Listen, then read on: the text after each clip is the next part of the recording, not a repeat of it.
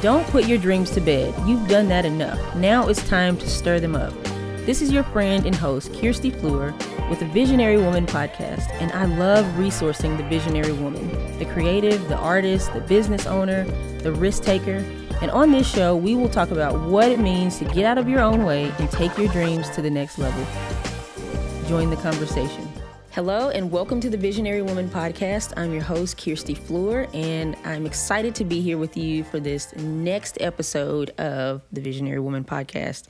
Today, we're going to talk about becoming the visionary woman of your dreams. So if you're here today and you're listening to this podcast or you're watching this podcast on YouTube, it's very likely that you're an entrepreneur or you have hopes of becoming an entrepreneur one day, and being in this arena. So before we get into what that entails, I'm going to share with you my journey. I call it the journey of learning, building, and measuring. As early as junior high school, I used to draw clothing and shoes because I wanted to be a fashion designer. Like, it was my dream. Like, I couldn't wait to live out my dream being a fashion designer. But I was also going to be a model, and I was also going to do acting. And so as an artist, I had all these things that I wanted to do. But as I leaned into the design aspect of what I wanted to be when I was younger, I spent a lot of time going through my mom's sewing kits and bags and her extra fabrics and like cutting pieces out of them and drawing designs. I mean, I was teaching myself at the moment.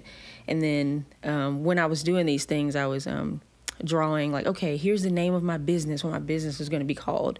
Here's the name of my line of shoes or my line of jackets or dresses.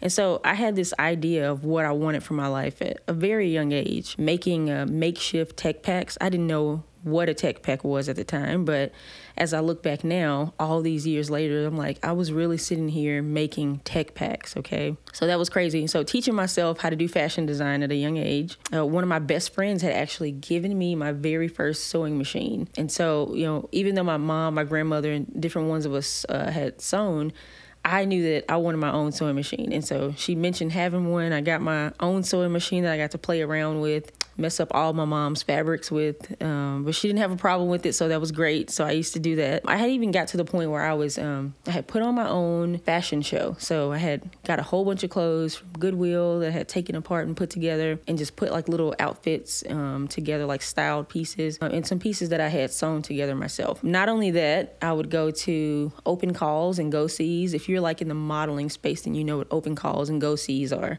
So I'd have my picture professionally taken, find somebody for like $20-$25 to take a professional headshot for me. And they would have these modeling agencies come into our town. They'd be like at convention centers or different things like that. And I'd go in as young as I was, and I'd, interview in front of these people, show them my photos and all these different things. I just knew that I was the stuff. I had it going on. And to me, in my head, I knew where I was going. And so it's just, it was exciting during that time frame. And, I kept that vision before me. I was like, this is what I want. This is what I want to do with my life. And so I even sent letters to Oprah. I think I sent a letter to Tyra Banks as I got older. I don't remember how old I was. I don't know if I was in junior high or high school, but I sent I wrote a letter and I had a picture of me in it to the Tyra Banks. Is it not the Tyra Banks show, but I think it was America's Next Top Model or something like that, and Jet Magazine and all these places. So if you guys, if Oprah ever hears this, if Tyra ever hears this, you guys lost out because you got a dime over here. You missed it.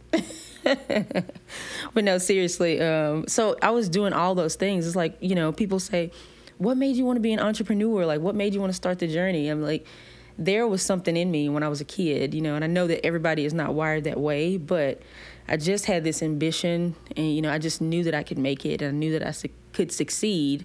And I think that's something that we can all, if we don't innately have that, that's something that we all can learn from. That's something that we can all grow and cultivate a muscle of, because really that's what entrepreneurship is, right? It's believing in yourself, believing in your dream, and taking the risk when other people can't see it just yet. So I was willing. I had the willingness, but I did not have the resources. No cash money, but I had the willingness. So I would actually, as I got older and went to college, put a business plan together. So I was like, okay, I want to have a business locally. I want to have my own clothing boutique one day. And I came up with a name for the clothing boutique. And in that clothing boutique, I was going to have my own line, and I was going to also have other people's lines in there as well, like a marketplace, like several stores that we see now. So what I would begin to do is I would go around the city. They would have economic development meetings in the city, and I would go around, go to those meetings, show face and be present. I had learned that I really needed a business plan at this point if I was going to get money from banks. So I worked with the SBA, and you guys, I'm young. I'm like fresh in college, and I'm like, I'm going to start this business. And, going to the bank with this business plan, like, here's how much money I need. I need $200,000 to get started. And they're looking at me like, you don't have any money. You never had a business before. You're coming straight out of high school. You're coming to us with this business plan. The SBA helped you put it together. I mean, the business plan was phenomenal, okay? The plan was phenomenal. I think if I scour my house now, I can find it. I just want to find it because it was really well put together.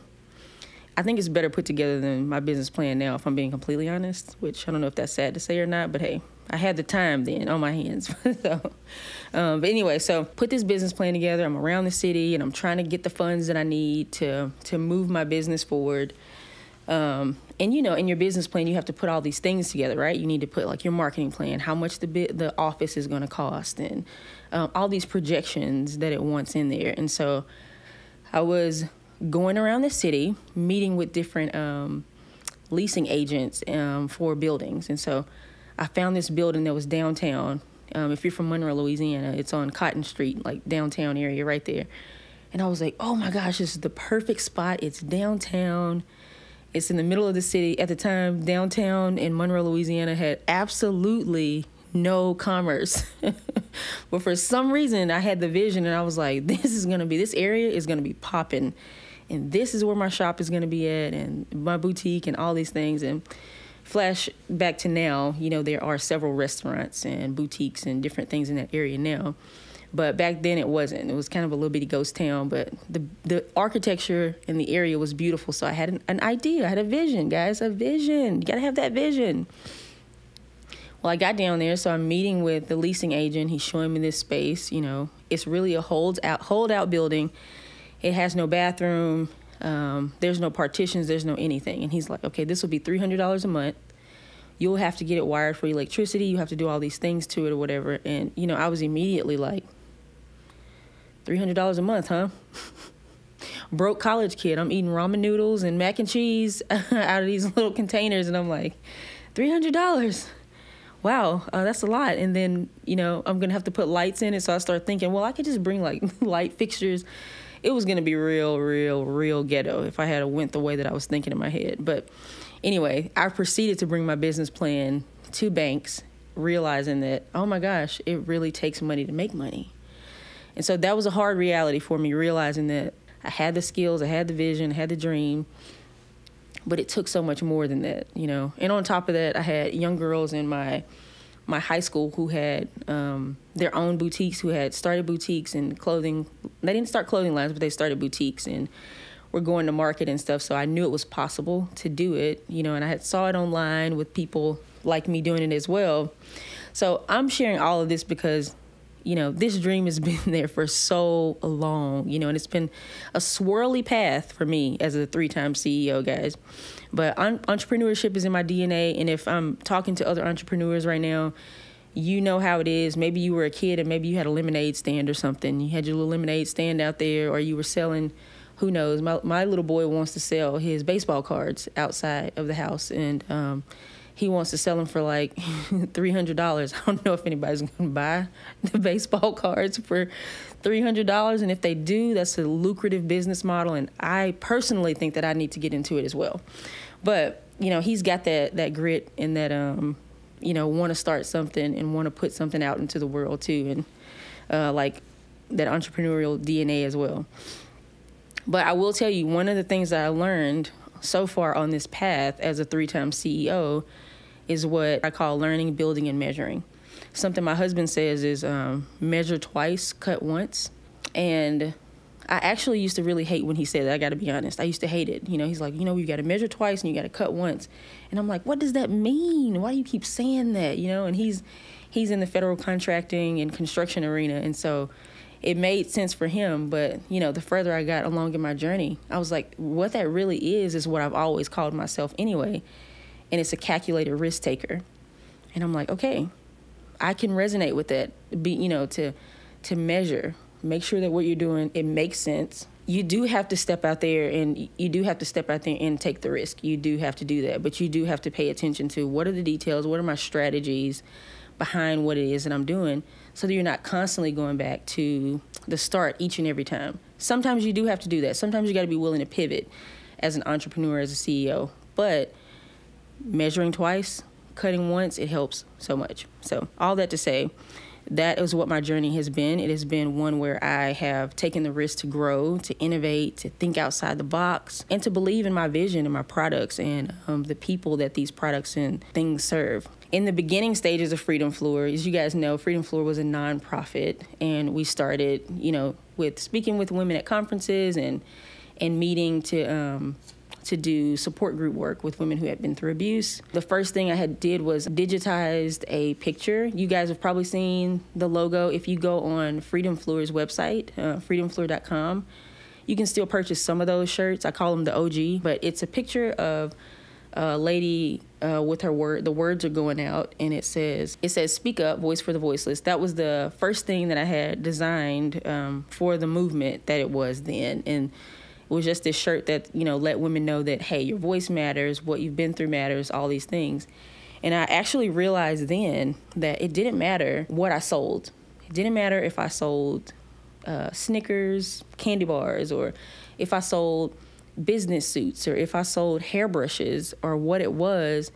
But what mattered for women was the mission behind it, the purpose, and what I was saying and what I was serving. And that meant something to me. I was like, it's not that big of a deal. It's a shirt, and it's a hand-drawn logo on it that I got a friend to digitize for me, that costs a little bit of nothing. And, I realized that, man, women need empowerment. We need to be told that, what we've been through, it matters, it's important, and that we can use the pain and the things that we've been through to create something epic, to create something absolutely beautiful that can change not only ourselves, but can change the world around us. And so that is what we started out doing, guys. And it was amazing. And I got to be honest. Okay, so initially we had 30 sales. Whoop, whoop. Cue the confetti. Okay. 30 sales was a big deal. Okay. So don't turn your nose up at my 30 little sales, because it was amazing. Okay. Despise not small beginnings, because you have no idea what 30 turned into. But those 30 sales had me at home all day trying to secure and put those orders together, because I didn't have inventory and back end and all that type of stuff. So I had to place the order, fill it myself, package it, put everything in bags, get the label maker, print out, do all the things. And then that helped me realize that, okay, that was me actually learning. Had to learn all the things. That was me measuring, so I'm measuring, okay, the success of the project, what it is that's happening. And then it's allowing me the opportunity to iterate and build. So I'm like, wow, okay, so women do want this. And then it helped me understand their why. Why do they want this? And I had women saying, hey, who are in the, religious or church arena, I'm going to wear this shirt when I preach, or I'm going to wear this shirt when I speak at conferences to women, or, hey, when I go out, when I put this shirt on, I feel brave for some reason. And it isn't, again, because of the words on the shirt or because of the picture or the graphic. It is because what stands behind it. It's because it's a mission that we can all believe in. And so that mission still stands the same for Freedom Fleur. Our goal, our mission, our heart is to resource the visionary woman. So some of the things that you've been through, it's time. It's like high time to turn that thing into something that makes economic impact for not only you, because we need you. That's sustainability right there. We need you to get what you need to get out of it, but that is also going to create this domino effect that helps other people around you. So that's what we're here for. That's what we're doing. We're measuring twice and we're cutting once, and we're taking those calculated risks, and we're being bold and courageous and doing what we need to do to take our visions and our dreams to the next level. One of the things I know is that women need the courage to build their dreams. It doesn't matter how old you are. I realize this with several women, young and old. The amazing thing about the work that I do is that I do get to talk to women in a broad range of ages, from as young as my baby sister to 23, 24 years old, to up to 60 years old who are having the same concerns or issues or challenges where it's, I need the community. I don't have the space to talk about this. I'm wanting to grow in my career, not only in my career, but I think maybe one day I might start a business, or women who are already in business. This is what I really love. I love when women are like, you know what? I don't know if I can't be an entrepreneur like you because I can't step out there and do this. I need to, I'm at my 9 to 5 right now, and it's just, I need to be there because I got to pay the bills, et cetera, et cetera. And I'm happy to encourage them to keep your 9 to 5 and build your entrepreneurial dream in the background. It's the perfect opportunity to build your dream. And, and that's the reason why I share the stories that I share, because, when I was in high school and when I was in college, I was working like 3 and 4 jobs because I believed in this mission. I believed in this vision. And I wasn't going to let anybody tell me that it wasn't happening, So when it was like, oh, I need materials for this, or I want to put this shoot together, or I'm applying to the Fashion Institute and all these things, or needing to come up with money for different aspects of my business, I was very sure that I needed to continue working, that was something that had to happen. So I know that we need that. We need that community. And so that's what we do over at the FF Social Club. We are an emerging community, and we're creating that space for us as women. So you aspiring entrepreneurs who are, I want to leave my 9 to 5 maybe one day, or I want to do this in the background, that space is for you. The young collegiate who's in college and who's saying, I'm going to jump out there one day to start a business, but I don't have the community or the support. How do I do this? And my friends around me don't quite get it, don't quite understand what I'm doing. And they're like, why won't you just get a job? So you need that support. It's something different when you're an entrepreneur and people are like, you do too much, or what are you doing? And why don't you just do this? But our path looks different as entrepreneurs and CEOs. So I'm going to make this push for you guys to join the FF Social Club and be a part of that community. But not only that, to join and take advantage of communicating inside the group and making it be the space that you want it to be. And for those of us who are executive levels and C-suites who do this every day and who've had to overcome all of these challenges, don't forget what it took. You have to sometimes reach pretty far back. If you've gotten pretty high up the rung, up the ladder, you sometimes have to reach pretty far back to remember how hard it was when you started, or what it took, what kind of investment it took, what kind of loans, or what you had to put in it to get where you are. Well, inside that community, you'll be able to speak to the aspiring founder and provide encouragement and be like, hey, this is where I was at on my journey. Keep going, or be able to provide your courses or your one-on-ones inside of that group. So it's all about giving back to each other. That's what the community of women is all about. Giving back to each other and providing a space where we can economically advance. So this is how you're going to become the visionary woman of your dreams and become the businesses or the brands that you want to be. I believe in the impact that your business can have. I believe in the markets that your businesses can serve. So what does it mean to be a visionary woman? So I'm going to read these definitions off to you. Being a visionary woman means to have the vision to see. As a visionary woman, you have deep emotional intelligence, boldness, strategic risk-taking skills, vision of a brighter, more illustrious future, and you're one who's not afraid to take that risk to do the thing that's not already pioneered. Visionaries inspire and they energize people toward a future goal. Visionaries are not afraid to pivot and go back to the drawing board as many times as possible. A visionary leader sees holes and enlists a team of people to help bring that vision into reality. You are idea generators and you create guidelines for others to live by. Visionary leaders are the people who empower and encourage us. All of us know a visionary leader or two. You probably have somebody that you look up to that's a visionary leader, like Oprah or J.K. Rowling or Maya Angelou. But the crazy thing is we look at those people and we kind of idolize them and we say, well, they can do that because that's Oprah. Or this person can do that because that's Brene Brown, or that's this person. All these people can do this, but it's different because it's me. But you have to believe in your visionary dream, in your goal, because they had to do it at some point. They had to overcome the obstacles and the people thinking that they were nuts or crazy to get to where they are now. They weren't always the superstar and the one with the magneticism around them. They had to grow that and believe that that was who they are. They had to get so tunnel vision about what they were doing that it just became no way that anybody could not believe what they were doing because they believed it so much. So here's my approach to bringing your visionary dream to life. So one of the things I'm going to say is to bring your dream to life, you have to see it. You need to be able to stay focused on your dream, and then people will be inspired by it. We're kind of looking for people to be inspired by us, and we haven't done anything yet. We haven't stayed focused on our dream. We haven't stayed in our lane. And then, any wind that blows or any new idea that comes up from somebody else or anything you see online, you may be quick to like jump on that next trend or jump on the next thing. But to be a visionary, you have to see it. You see your vision and you stay connected to it and you're not moving. You're like, this is my lane.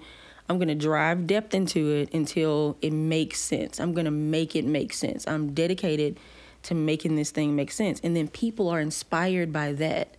That is the uniqueness that people need. Like, people need what you carry. That's the thing people are waiting on. So many people are doing what everybody else has done, doing what's been done, and that's fine to a certain degree. But as a visionary, what we really need is innovation. We really need you to step out and do the things that you're called to do. But then to also, again, stay in your lane, stay invested in your lane. Not only that, here's another tip: community. Who is in your community? How can you level up if your community is the type of community where it's a lot of discouraging comments or people don't understand what you do, and so you're constantly trying to explain to the people around you, this is what I do, this is what I do, and you're constantly having to fight that disbelief or that confusion that they have around what you do, and there's this people-pleasing that you feel to make them connect with the thing that it is you do. Your community is everything.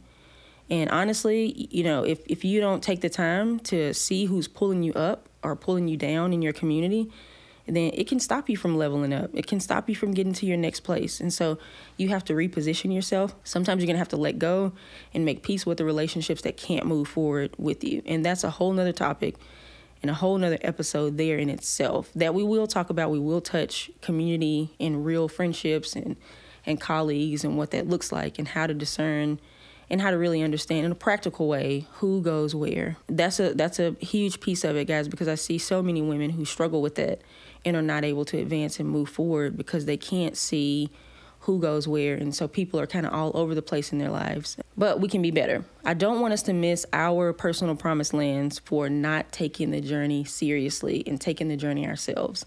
So as much as, society and social media wants us to focus on what everybody else is doing, I'm here to tell you to focus on what you have inside of you and build your visionary dream. What is the title of this podcast? It's called Becoming the Visionary Woman of Your Dreams. And that is exactly what I want you to do. I want to hear from you. I want to hear about any tangible steps that you are taking as listeners in this community to actively reach your goals. We're going to be talking about this a lot. So there's going to be so many resources on here about how you can do that. But then also how you can be willing to, be reciprocal in the community like the FF Social Club, what we're doing here, and provide that sense of community and safety and goal getting together as women. So in case you haven't heard already, or in case you hadn't seen on social media, on Instagram, we are releasing a course, and the course is called Find Your Voice. Find Your Voice. Isn't all this about finding your voice anyway? So find your voice. The course, it'll introduce my soul health approach sessions.